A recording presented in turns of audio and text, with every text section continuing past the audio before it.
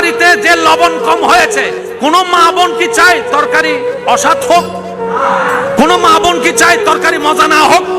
তাহলে তরকারিতে যদি লবণ কম হয়, আপনাকে আমাকে বুঝতে হবে উনি কোন কারণে হয়তো হয় নাই, ইচ্ছা করে তার ভুল করে নাই।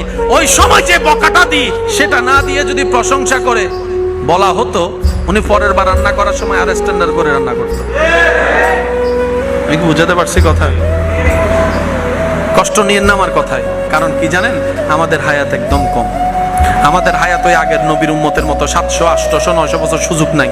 বাঁচবো যেহেতু 40, 50, 60 বছরই, অর্ধেক তো শেষই চলে না, বাকিটা অন্তত শান্তিতে থাকার চেষ্টা করি। তো শান্তিতে থাকার ওয়ে কি? আপনি আল্লাহর সন্তুষ্টির জন্য আল্লাহর সৃষ্টিকে, আল্লাহর বান্দাকে শান্তিতে রাখবেন, ওই বান্দার স্রষ্টা আপনার শান্তির ব্যবস্থা করে দিবে।